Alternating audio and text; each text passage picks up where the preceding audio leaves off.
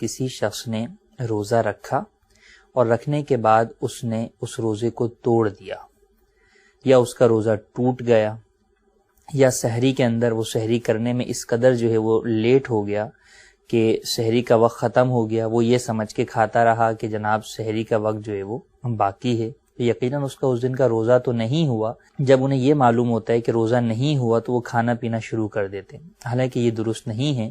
بلکہ ایسے افراد پر لازم ہے کہ بقیہ دن روزے داروں کی طرح بغیر کھائے پیے گزاریں۔ یہ گزارنا ان پر بغیر کھائے پیے واجب ہے۔ کیوں؟ اس کے اندر ایک تو روزہ داروں کے ساتھ مشابہت ہے، دوسرا ماہ رمضان کا ادب و احترام اور تعظیم، یہ باتیں اس بات کا تقاضا کرتی ہیں کہ اس شخص کا اگرچہ روزہ ٹوٹ گیا یا اس کا روزہ نہیں ہوا، لیکن بہرحال یہ شخص روزے کا جو بقیہ دن ہے وہ روزے داروں کی طرح بغیر کھائے پیے ہی گزارے۔ ہاں البتہ بعض صورتوں کے اندر کھانے پینے کی بھی اجازت ہے، جیسے عورتیں ہیں، اگر شرعی عذر کی بنیاد کے اوپر ان کا روزہ جو ہے وہ ٹوٹ گیا تو اب بقیہ دن وہ کھا پی سکتی ہیں۔ ہاں بہتر یہ ہے کہ وہ چھپ کر کھائے پئیں۔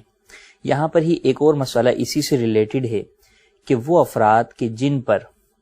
جس وقت روزہ شروع ہوتا ہے، یعنی صبح صادق کا وقت ہے، اس وقت ان کے اوپر روزہ فرض نہیں ہے۔ مثال کے طور پہ کوئی کافر ہے، اس وقت بعد میں مسلمان ہوتا ہے دن میں،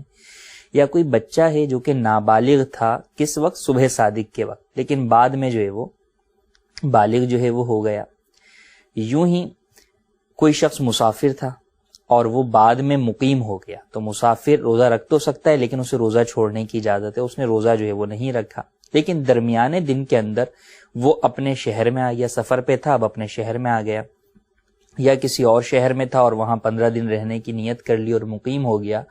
تو اب ان افراد کے اوپر بھی لازم ہے کہ بقیہ دن روزے دار کی طرح ہی بغیر کھائے پیے گزارے۔ یہ فی زمانہ جدید ٹریولنگ کی صورت کے اندر یہ معاملہ کئی دفعہ درپیش آتا ہے کہ جناب کوئی شخص جو ہے وہ صبح کے وقت مسافر ہوتا ہے، 2 گھنٹے میں بائر جو ہے وہ اپنے شہر پہنچ جاتا ہے، تو اب اگر اس کو تو یہ معلوم ہے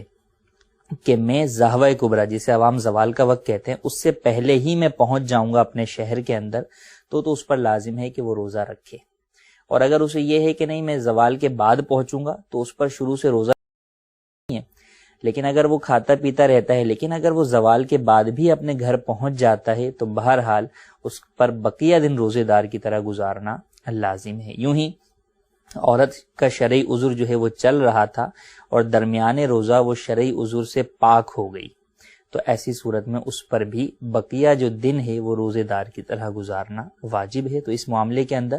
لاپرواہی لا علمی کی بنیاد پر برتی جاتی ہے کہ روزہ ٹوٹنے کے بعد لوگ کھانا پینا شروع کر دیتے ہیں، حالانکہ یہ بات درست نہیں ہے۔ ہاں اگر کسی کا روزہ اس طور پر ٹوٹا کہ جناب بہت شدید طبیعت خراب ہو گئی تھی، اب اس وجہ سے اس کو میڈیکیشن جو ہے وہ لینی پڑی،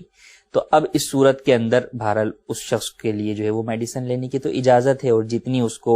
جو ہے وہ اپنی طبیعت کو بہتر کرنے کے لیے جن چیزوں کی حاجت ہے وہ لے سکتا ہے۔ لیکن اگر کوئی شخص مثال کے طور پہ مریض تھا، صبح صادق کا وقت تھا اور اس وقت جو ہے وہ مریض تھا، اس وجہ سے وہ روزہ نہیں رکھ سکتا تھا، اس کو شرعاً اجازت تھی کہ روزہ چھوڑ دے،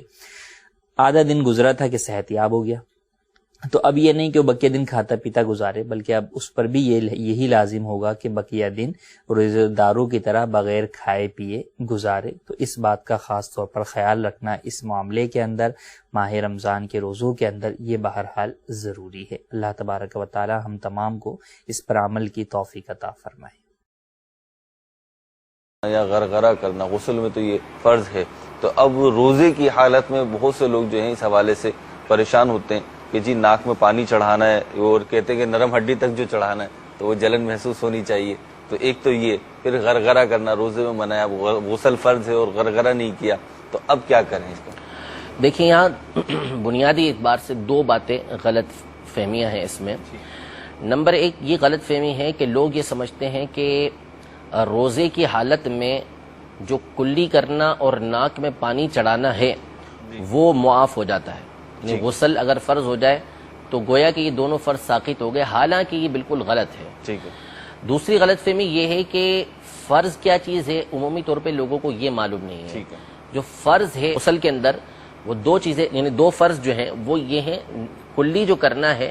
وہ یہ ہے کہ آپ منہ کے ایک ایک حصے کے اندر والے حصے میں پانی پہنچائیں گے. ٹھیک ہے. اور جہاں سے حلق کی اس کو انتہا بولتے ہیں, ہمارے سامنے تو اس کی ابتدا ہو رہی ہے لیکن یہ حلق کی انتہا کہلاتی ہے, جڑ کہلاتی ہے. حلق نیچے سے شروع ہوتا ہے. تو اب یہ جو جڑ والا حصہ ہے ابتدا جہاں سے ہو رہی ہے یہاں تک پانی پہنچانا یہ فرض ہے. حلق سے نیچے اتارنا یہ فرض نہیں ہے, یا نیچے حلق تک لے جانا جس کو ہم غرغرہ بولتے ہیں یہ فرض نہیں, یہ سنت ہے جبکہ روزہ نہ ہو. روزے کی حالت میں یہ غرغرہ کرنا سنت نہیں ہے, لیکن جو فرض ہے وہ حلق کی ابتدا تک ہے, وہاں تک پانی آپ کو پہنچانا ہوگا اور وہاں احتیاط کے ساتھ بآسانی پانی پہنچایا جا سکتا ہے. لہذا کلی کے اندر لہذا یہ ذہن میں رکھنا ضروری ہے کہ کلی جو فرض ہے وہ اتنی فرض ہے, اور یہ روزے کی حالت میں بھی فرض ہے, یہ اس کو کرنا ہوگی باہر صورت, اس سے وہ فارغ نہیں ہوگا. اگر نہیں کیا تو غسل نہیں ہوگا, اور غسل نہیں ہوا تو اس کا مطلب ہے کہ اس کی نمازیں بھی نہیں ہوئی. اسی طرح جو ناک میں پانی چڑھانا ہے, ناک کا جو نرم حصہ ہے یہ نرم حصہ یہاں تک کا ہوتا ہے. آپ ہاتھ لگائیں گے آپ کو نرم حصہ نظر آئے گا جو ظاہری حصہ ہوتا ہے, تو اس حصے تک پانی پہنچانا یہ فرض ہے غسل کے اندر. تو یہاں تک بآسانی پانی پہنچایا جا سکتا ہے, اوپر تک پہنچانا یعنی دماغ تک چڑھ جائے ایسا کوئی کھینچنے کی بھی ضرورت نہیں پڑے گی. اگر پانی لے کے ہلکا سا کھینچیں, ہلکا سا کھینچیں گے کچھ بھی نہیں ہوگا. آپ اگر بہت زیادہ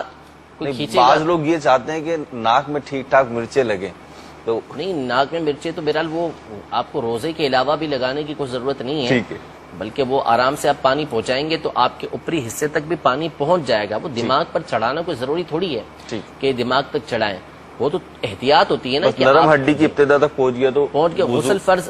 غسل آپ کا فرض ہے وہ ادا ہو جائے گا, باقی اوپری حصے تک بھی پہنچنا چاہیے, لیکن احتیاط کے ساتھ چڑھائیں گے تو ضروری نہیں کہ آپ کو مرچیں لگیں ہی لگیں, آپ کا دماغ تک پانی پہنچے ہی پہنچے. احتیاط کے ساتھ پانی چڑھائیں گے تو یہ ہو بھی جائے گا, اور یہ ضروری بھی ہے. لوگ یہ سمجھتے ہیں کہ ہمارے اوپر سے ساقط ہو گیا, ختم ہو گیا, روزے کی حالت میں اس کو کرنے کی جو ہے وہ حاجت ہی نہیں ہے, فرض ہی نہیں ہے, ایسا نہیں ہے, بلکہ روزے کی حالت میں بھی ناک کے نرم حصے تک پانی پہنچانا یہ ضروری ہے.